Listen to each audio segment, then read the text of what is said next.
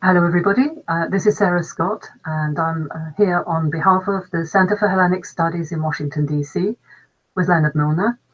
And we're here looking at some of the questions and discussions that have come up on our forums, which we hope will be helpful to our participants and to anybody else watching. So the first one we were looking at, Lenny, was about how we know that the performance of Homeric epic was from an oral tradition, and then at some point it got written down. And so what sort of evidence can we see from the texts? Is there evidence, for example, of maybe some of the individual rhapsodes who were performing? Okay, I mean, we can talk about that. We can also talk about the questions also asked, is there evidence in the text about writing, or any aspects of the text which would seem to betoken writing, okay? But let's talk about first the history of writing in ancient Greece. So the first examples we have of alphabetic writing, I think this is important, that in the Bronze Age, as was discovered when there were excavations starting at the end of the 19th century and continuing into the modern, even more recently, there are these tablets in Linear B, which were used in the palaces, the Bronze Age palaces, which were burnt down, and some of these texts were preserved because they wrote at least they wrote drafts of texts, bureaucratic texts, on clay tablets, so that when the palaces burnt down, the clay got fired. And so we have these collections of clay tablets in a language that was deciphered in 1950s by a young Greek architect, Michael Ventris, with the help of a classics professor at Oxford named John Chadwick. That writing system ended when the palaces were burnt down. So it's exclusively attested for bureaucratic records, and it had no future. The writing system, the alphabetic writing system, which began in the 8th century, long after, a couple of centuries after the end of the Bronze Age, is an amazing advance on writing. The Linear B tablets are like Hebrew, a syllabary, where you write syllables. So there are over 120 characters, and there are vowels can be syllables, but most of them are a consonant plus a vowel. So you have one for each of the vowels. That's why there are so many characters. And learning how to write in this system, you can identify the hands of the scribes in Linear B from the tablets. In other words, there were about a dozen people, I may be a little bit off, maybe a little more, who knew how to do this. Okay, so we're not talking about a widespread phenomenon used in any particular, for anyone. But when it comes to alphabetic writing, it's a lot simpler. There are something around between 24 and 30 characters in the alphabet. And it's much easier because you write what you say. When you have a syllabary, you have to do funny things when it comes to, for example, when you have two consonants in a row with no vowel in between them, and stuff like that, right? So you have to have spelling rules and other conventions. It's much more complex. Whereas the alphabet is, in theory, what we say is phonemic. So the alphabet we know is it's a version of a Middle Eastern alphabet. Like the names Alpha, Beta, and so forth come from Semitic. Okay, so it's not all of them are that. Some of them are Greek names, but in its origins, it comes from a Middle Eastern alphabet, probably a Ugaritic alphabet or syllabary, and then it got turned into an alphabet. And there are local alphabets in Greece. They start appearing in the 8th century BCE. But the interesting thing about them is that they did not become widespread. There wasn't a rush to use this new technology in Greece. There is a scholar named Barry Powell who thinks that along the lines that you suggest in her post, that, wow, I got this new technology, I'm home where I'm going to write down my poem. But it doesn't really make a lot of sense, because the system works fine in as an orally transmitted performance, okay? And there's why should this technology help? And we have no evidence that there were any texts from this period. On the contrary, the more you look at it, the more it doesn't seem as though there were written down versions of the Iliad and the Odyssey until the 5th and the late 5th, early 4th, into the 3rd century. I think is really when it starts to happen. So it's a slow evolutionary model that the personage has documented and that is historically supported. The people who say that the text of Homer goes back to the 8th century have nothing to support that idea with. And there are people who believe that as soon as you have writing, you have a written down Homer. So to have truth in packaging, that's a speculation, okay? Whereas you can talk about evidence for written text later on, and you don't have, you can see there are other things that support this. For example, if you look at vase painting in Athens in the 5th century, the text of Homer, as we know it, is not rigorously applicable to it. Okay, in other words, it's not clear that vase painting has its own tradition about epic poetry that's independent of any text of the Iliad.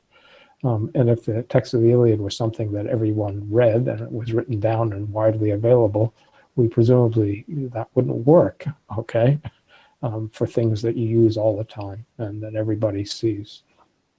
So it's not until when you start to get into the 4th century, then you start to have in Apulian vases the vases that were made in Italy, which is part of Greece, the southern Italy, colonies of Greek. Then you start to have vase paintings that resemble a lot more of the text of the Iliad and when they depict epic stories. So this is for a piece of evidence about the advent of writing, and so in short, we're talking about a poetic tradition seems reasonable over a long period of time, and rather than some sudden adoption of writing, something that happened over a long period of time. And the last thing I want to say about this is that writing that people resisted writing for several hundred years, okay? And we even have some very interesting vase paintings in which you have letters are written on poles and people mooning them, okay? In other words, there's graphic representations of disgust and hate for letters, okay? In the 5th century BCE. So this is not something that we totally understand, but it makes sense if you think about a culture that's based on a system of oral transmission and did adopt writing for other things, okay, for the preservation of decrees, for example, not necessarily for law codes. I want to talk about that later. But anyhow, so this is if you want to read about this, there's a very interesting book called Phrasikleia, Phrasikleia, by a Swedish scholar. It's been translated from French into English. Swedish scholar who wrote in French, named Jesper Svenbro, Svenbro, who collects information about writing, how writing works when you have it in the earlier texts, when they happen and stuff like that. And then there's Greg's books about the evolutionary model for the writing down of the Homeric text, which can be a corrective to the assumption that people wrote the Iliad because it was such a great technology to have around. So there's that. I mean, the other thing that's not that the person that's asked about, which is worth thinking about, and her questions are wonderful, is there are traces of performances in Homer, in the versions of Homer that we have. We have places where you have a standard way of talking about human beings, that a formula, a fixed expression for human beings. In Greek, it's meropon, anthropon. It's you can only say it in one particular case. It's of shining human beings. It's a very old expression, and I don't think it was understood. But there's one place where, you have metapon, anthropon in that form at the end of a Homeric lines 7 or 8 times. And then there's one place where it gets converted from the genitive case, which is the case of possession, to being the subject of a sentence, okay? And when you do that, it doesn't work according to the meter of the poem. That's meropes anthropoi, and it's just wrong, okay, in terms of the system, the metrical system. So you can see that this is somebody who can't erase and fix something that they've done, okay? And those things happen when you're working within a dictional system, and that's not the only example. Milman Parry wrote, the person who first talked about the traditional diction in a very systematic way, and asked the question, if we have this system, was it the creation of an individual or of a society and a culture evolving over a long period of time? And he wrote 2 theses, one about the traditional epithets and the other about just those kinds of things, where you have transformations of the traditional diction that are exceptional and that you can only really justify in terms of the artifacts of an actual live performance. Okay, makes sense in those terms. So there is stuff like that, okay? Are there other things that come to mind that we can say about this? May not be answering, Sarah. Well, I guess one question I suppose I have, which maybe isn't informed, but we have evidence, presumably from the style of language and so forth, about when things started to be written down. Do we actually have any really, really old texts, or do what we have, are they copies? And if so, how can we tell what differences arise from mistakes in copying or missing bits, and which are to do with different versions and so forth? Right. So our text of Homer, the text that we have, is a medieval artifact, okay? But its history is something that's not simple to reconstruct, but it's clear that it goes back in some way or other to the Alexandrian period. That is the time after the breakup of Alexander's empire, when there is, okay, we know, for example, that we have a lot of commentary from different parts of the Hellenistic world where there were libraries and people commented on and explicated the text of Homer. These are the so-called scholia, which are marginal notes preserved in the medieval manuscripts. So we know that there was a tradition that developed in that period of commenting on the text of what are called in Greek upomnemata. We also know that they produced editions, ekdosis is the word in Greek, of Homer. And so these are, and in the comments, they talk about how, for example, Aristarchus, who was a librarian of the library in Alexandria, collected manuscripts from all sorts of places, okay? And there are manuscripts from places around the Mediterranean world that he used to produce his edition of Homer or his commentary, okay? So there are manuscripts from Marseille, there are manuscripts from Sinope, which is near the Black Sea, and so forth. So we know that by the Hellenistic period, there are a lot of different traditions, and what we have then is reportage from the Hellenistic period of the variety that existed in their transmission, and that happens to come down to us through the medieval manuscript tradition. We also have papyri from starting in the 3rd and 2nd century BCE of Homer, mostly 2nd century and then thereafter, and that's a whole other sort of situation that with a history of its own. But and the papyri that we have also record some of the variants in the text. You can look at these manuscripts if you're at these papyri versions of Homer, which are chunks of the Iliad. We have one of about 500 or 600 lines, for example, and they say they'll record a different reading that they know about. Okay, and so forth. So in the Hellenistic period, people knew that there were differences in the tradition. That these medieval manuscripts preserve annotations going back to the Hellenistic period that report different readings in the manuscript tradition. So we have information about those things.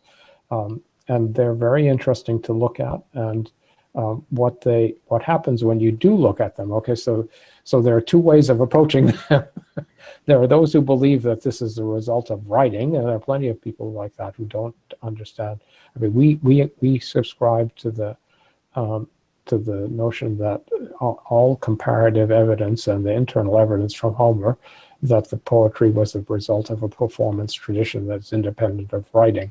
But there are people who still believe that there was writing involved in the process, and who look at these variants and they try to figure out which is the correct one. Okay, if you subscribe to that view, it's not easy. Okay, and there are people but there are plenty of people who still believe, and there are editions of Homer as recently as in the last 10 years, where people try to do that. Okay, and the most recent one is by Martin West, and he runs into problems. He can't make it really work. Okay, even in the conventions of an edited version. So what happens is, if you really look carefully at these so-called the reported variants, is that some of them, or a lot of them, okay, work perfectly well within the traditional system of diction. You can justify them. Okay, not as mistakes, okay, or bad variants, okay, emendations. That's what the people who believe in writing believe, that the ones that they don't like were corrections by people who didn't know what they were doing. But if you look carefully at them, I was just looking at there was a review of somebody reported on the review of translations of Homer in the New York Review books, 2 new translations. And the person who wrote the review talks about how we have variants reported for the beginning of the Iliad, and he talks about one of them, which he says one of them is really bad, and he decides which one is the correct one. Okay, and it displays this thinking. But you know, we have evidence from antiquity justifying both of them. Okay, so they're both very old. All right, and so it's not easy to say, you know, some person in the 6th or the 5th century amended the text of Homer when we don't even know that there was such a thing. You understand what I mean? So what our evidence is, what you would expect to find for performance tradition is variation, not fixity in the text. And the fixity is something that happens over a period of time, and the reporting of variance is something expectable. So this is, in a way, evidence for the fact that we're dealing with a performance tradition, not a written text. Okay? Thank you. Right. You were talking, mentioned a little while ago, something about sort of law codes, and also we've got discussion about things like compensation, and particularly in the sort of text we're looking at. And what sort of evidence have we got about, you know, what sort of things were going on in society, or is this sort of purely, as it were, mythological? So I wonder if you could talk a bit about that. Sure. I think it's a wonderful question, a very interesting topic, and I thought that the answers that you gave on this to the post about this question were really beautiful, with wonderful and totally relevant examples from the Iliad itself and otherwise. But I think there are a couple of sort of general points to make, which is that what we're talking about, and we're talking about a system where you don't have money, okay?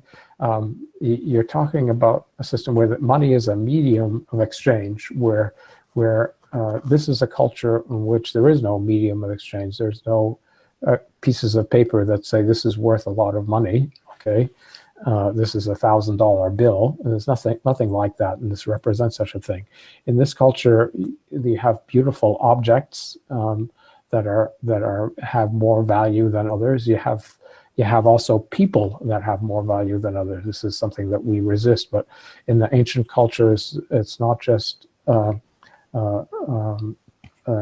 animals and things that have value, that are thought of as having value, but human beings.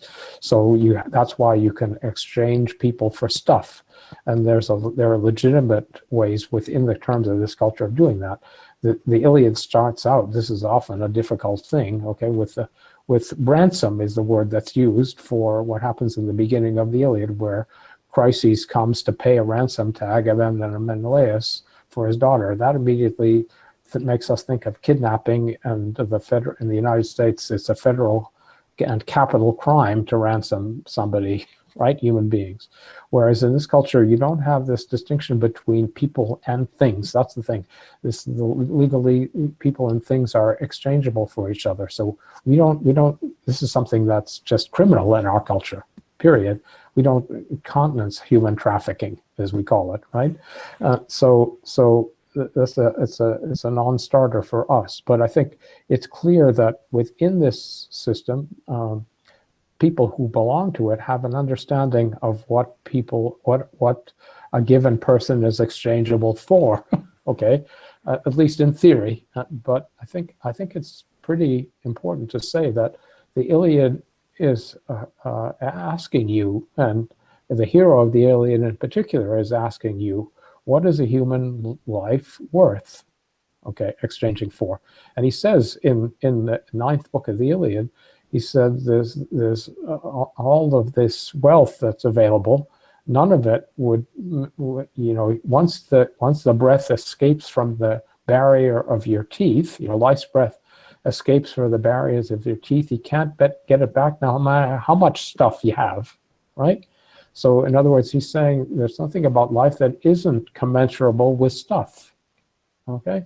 This is not the standard way of thinking in his culture, okay? He's not so much interested in stuff anymore. He's interested in finding out what's worth sacrificing his own life for, and it's not stuff, okay?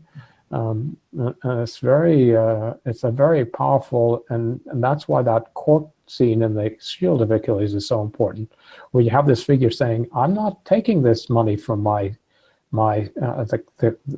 kinsman who's been slain, okay, or who's perished, okay. There's a variant there. Can you refuse to accept blood money in a culture in which that seems to be the norm? Okay, this is the question the Iliad wants you to ask. Okay, what is it worth? So I think you can see one example of when it goes haywire, and that's in the 9th book of the Iliad, where Achilles refuses the ransom for him. The word for ransom is apoina, which is related to the word for blood money, which in Greek is poine. The apoina means that something like poine. It should mean something like that. It's analogous to poine, okay? And in fact, what's going on there is something weird in terms of a ransom. Usually a ransom involves, like you see in the 1st book of the Iliad, Chryses comes to pay Agamemnon and Menelaus for his daughter. In other words, X pays Y for Z, okay?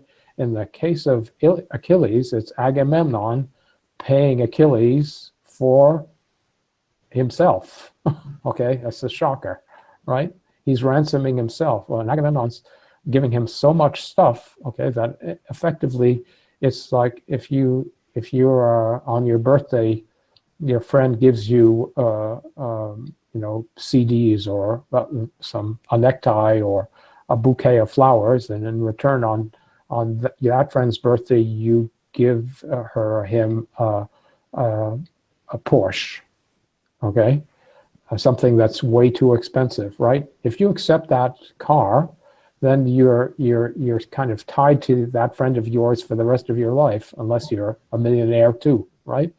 So this giving people too much money for something themselves is not acceptable either, right? So in other words, there's some kind of calculation that happens to people within such a system. But it's clear from the Iliad that this is not especially working well for our hero, and poetry wants us to rethink this kind of system. Yeah. Okay. So it's not necessarily something we can very specifically quantify, but right. People kind of recognize when it's appropriate and when it isn't. Right, exactly. And I think that's, Greek law, okay, the word for law in Greek is nomos, which means custom, okay? And I think legal historians have this custom to this word too. They talk about customary law, which is, you know, what are the normal rules that a society considers to be acceptable. And that's not a body of codified laws that you can go look at in the law library, okay, and find out what the precedents are for. So it's about what people think is the best way to behave, right? What are the social norms? That's what we're talking about in a culture like this. So it's what people agree on. In Athens, when you have a trial, like the trial for Socrates, there wasn't a jury of 12 people, there's a jury of 500 people. Okay, so it's about what a lot of people agree upon. And there are no judges, okay, because the law is supposed to be what everybody believes in. Okay, you don't need people, lawyers and judges in such a system to explain the law. It's what you think is the right way to behave, right? So this is very different from our notion of the way law works in a modern society with written laws and professionals, legal professionals and all that sort of stuff, all right? Mm-hmm. So, although we have supposedly sort of legendary lawgivers like Solon and Solon, and yes, exactly, and others who do change the system and who write them down, right? That starts to happen, right? And it's a very tricky thing. And this legal codes are, you know, there are troubles about them. Some of the first law code was horrible. Okay, the draconian code, right? Yeah. And Solon has to go away, so people can't complain to him. Yes, so you know, this is imposing something different and something rigid on a system that's inherently much more flexible, right? But it was also a way to get yourself out of a constitutional crisis about law and about where the power was. What Solon did was also land reform in terms of a legal reform. Okay, so it's sort of indications of a changing society, but exactly. Yep, with some resistance. Exactly.